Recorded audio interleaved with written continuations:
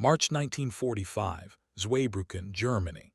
Private First Class Thomas Briggs stood 2 feet from a German general who was smiling, not the broken smile of a man who had lost, a calm, satisfied smile, the kind a professor makes watching a student fail an exam he had already graded. The general's name was Friedrich von Hecht. He sat behind a folding table in a bombed-out schoolhouse, his uniform still pressed, his iron cross still pinned perfectly straight, and he looked at Tommy Briggs the way a man looks at a stray dog that has wandered into his kitchen. Then he said something in German to his translator. The translator hesitated. The general said it again, slower, more deliberate. The translator looked at Tommy and said, "He says American soldiers are soft. He says they fight like men who have never known real suffering." Tommy's hands went white around his rifle. He had been standing in the mud for 61 days straight. Before we continue, make sure you subscribe. We tell the stories about World War II that show what happened when American pride was put on trial face to face. Thomas "Tommy" Briggs was 19 years old from Akron, Ohio. His father worked the rubber plant. His mother packed his lunch until the morning he shipped out, and she couldn't get the words out at the door, so she just pressed the bag into his hands and looked away. Tommy was not a complicated man. He believed in fairness the way some men believe in God, with his whole body, not just his mind. He had lost 2 friends in the Huichin forest and hadn't cried either time, because there was no time, because the line never stopped moving. General Friedrich von Hecht was 54 years old from Munich. He had fought in 2 wars. He had studied Clausewitz as a young officer and never stopped quoting him at the dinner table. He was not a cruel man by nature. He was precise, calculating, and he believed in the military superiority of the German soldier the way some men believe in physics, not as opinion but as law. He had surrendered not because he believed he had lost, but because he calculated that further resistance was a waste of lives. He did not experience surrender as defeat.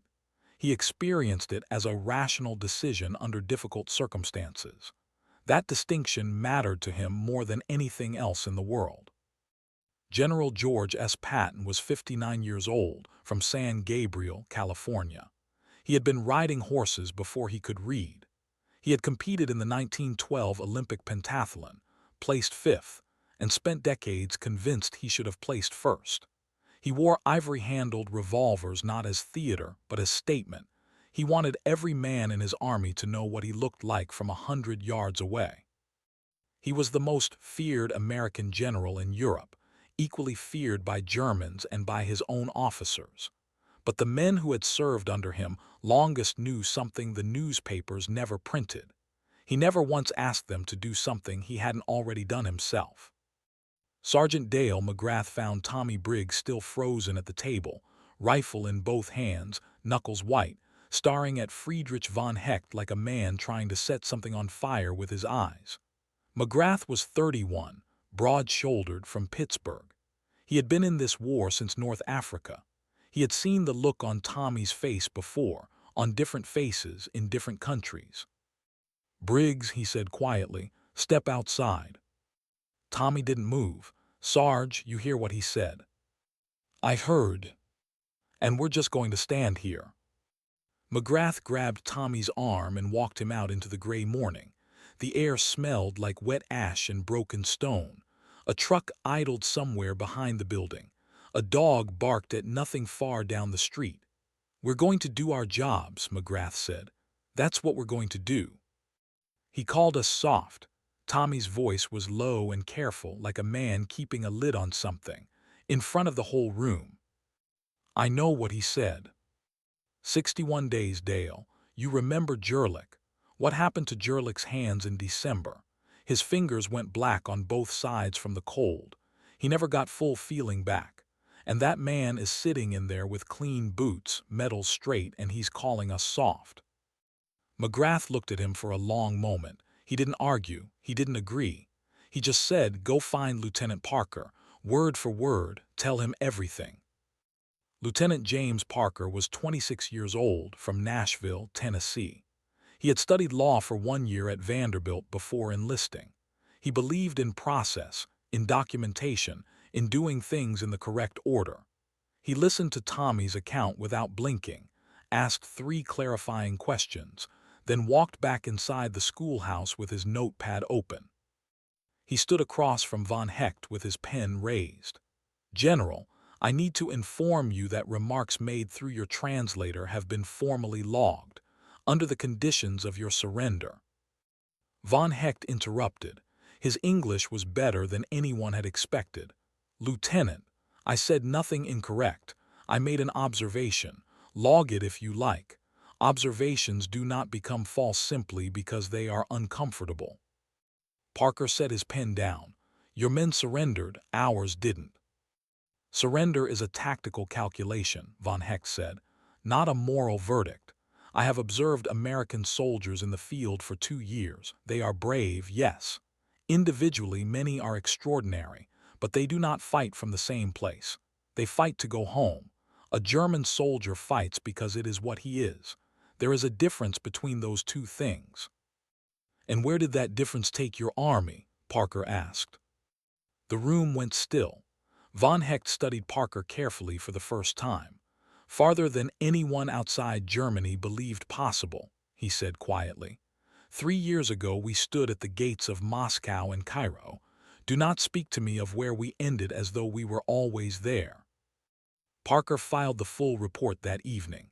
He handed it to Colonel Richard Whitmore, commanding officer of the 94th Infantry's processing sector.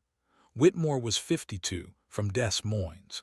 He had an old shrapnel scar along his left jawline from the First War and never talked about it. He read the report once, then a second time. "He's still talking this way," Whitmore said, "freely." "Without hesitation, sir." Whitmore set the report down flat on the desk and sat there for a moment without moving. "This gets sent up tonight," he said.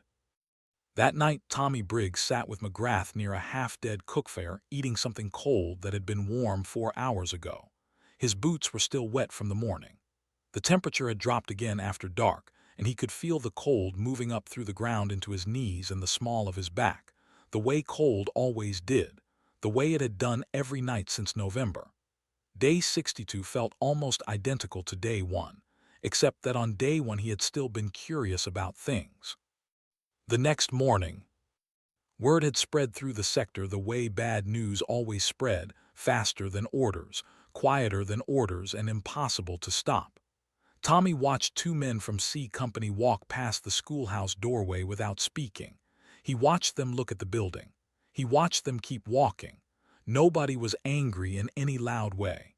The anger was the quiet kind, which was worse. Parker found McGrath in the yard that morning, and the 2 of them stood in the cold with their breath showing between them. "Dale," Parker said, "listen to me. We treat him with dignity. We don't react. That is how we answer him, not with words, with how we conduct ourselves." McGrath shook his head. "James, there are men in this sector who put 70 days in the Huichin, men who carried their friends out over frozen ground at night with nothing. They walked past that room this morning. They heard what that general said, and they are watching to see what we do about it." "If we silence him," Parker said, "we look afraid of his words." "If we don't," McGrath said, "we look like we agree." Parker started to answer, then stopped. "He needs to hear it from someone," McGrath said. "Not a report, not a form. Someone who stands across from him, eye to eye, and says out loud that everything he thinks he knows is wrong." "And if that someone isn't careful," Parker said, "he hands that man exactly the moment he's been waiting for. A general who made Americans lose their composure. That becomes the story." "And if no one says anything," McGrath said, "a general who insulted 300 American soldiers and walked away clean, that becomes the story." Neither man looked away. 2 honest men looking at the same problem from opposite sides, and neither of them wrong. That was the worst kind of argument, the kind with no clean exit. The report reached Patton's desk on the morning of March 14th. He read it once, set it on the corner of the desk, picked it up and read it twice more. Then he looked at his aide and said, "Get me a jeep." The jeep arrived at the compound at 10:30. The soldiers heard it before they saw it, that particular engine note, that particular way the tires cut through gravel like the ground owed it something. Then someone said the name, and every man in the yard stood straighter without being told to. Patton stepped out and did not speak. He walked through the compound at his own pace, looking at the men, at the walls, at the ground. He paused beside Tommy Briggs for a moment and looked down at the mud still packed deep into the seams of Tommy's boots, weeks of mud, months of mud, mud that had become almost structural at this point. He said nothing. He walked inside. Von Hecht rose when Patton entered. Whatever he thought of Americans, he understood rank. Patton studied him slowly, the way a man reads a map looking for the one detail that changes everything. Then Patton pulled a chair from the wall, turned it around backward, and sat across from the German general with his arms resting over the back. "I read your remarks," Patton said. Von Hecht waited. "You think my men are soft." "I made an observation," Von Hecht said carefully. "Where were you in December?" Patton said. "When my army crossed 200 miles of frozen road in 48 hours to relieve Bastogne. When the temperature was below zero and the trucks were breaking down and men were wrapping their boots in burlap because the leather had split through." Von Hecht said nothing. "Where were you?" Patton said again, his voice dropping lower. "When those same men broke your line at the Moselle, at the Saar, when they crossed the Rhine in plywood boats while your artillery was still ranging the water." "General," Von Hecht said, "I do not deny their achievements." "You called them soft." Patton wasn't angry. That was what made the room go cold. He was completely level, completely still. "Soft men don't survive what my men survived. Soft men don't push through the Huichin in November mud with their boots coming apart at the sole. Soft men don't keep walking when their sergeant is dead and their radio is gone and there is nothing left except the man beside them." He leaned forward slightly over the back of the chair. "Soft men don't win. And unless I've been misinformed about recent events, we won." Something moved across Von Hecht's face. Not shame, exactly. Something older and heavier than shame. The look of a man recalculating something he had believed his entire life. Patton stood. He held the German general's gaze for one long final second. The measure of a soldier is not what he fights for. It is how long he stands when there is nothing left to stand for. He walked out. He stopped just outside the door. Tommy Briggs was standing 6 feet away, holding his rifle, looking at the ground. Patton looked at him, at the mud on his boots, at the circles under his eyes. "How long in the line, son?" Tommy looked up. 61 days, sir." Patton nodded once. He climbed back into the jeep. The engine turned over. The gravel cracked. He was gone before anyone found the words. Patton never mentioned the incident again. For him, it was simply another decision that needed to be made. 3 weeks later, the war in Europe was over. Tommy Briggs went home to Akron in August. He worked in his father's hardware store for 40 years. He coached Little League in the spring. He went to church on Sundays. He never talked much about the war at dinner tables or family gatherings. But after he died in 1987, his daughter found something in the top drawer of his workbench. A small piece of paper, folded carefully into thirds, worn soft at the creases from years of being opened and folded again. Written in Tommy's careful block handwriting were 14 words. The exact words Patton had spoken in that schoolhouse in Zweibrücken on a gray March morning 42 years before. She held the paper for a long time. Then she folded it back exactly the way she had found it. She told the story at his funeral, standing at the front of the church with the paper in her hand. When she finished, she looked out at the people who had known him and said the only thing that felt true. "My father never once thought he was brave," she said. "He thought he was just standing." Would you have stayed quiet and trusted the report to work its way up the chain, or would you have walked into that room yourself and said something to that general's face? Let us know in the comments. And if you want more stories about World War II and the moments when ordinary soldiers proved exactly what they were made of, make sure to subscribe.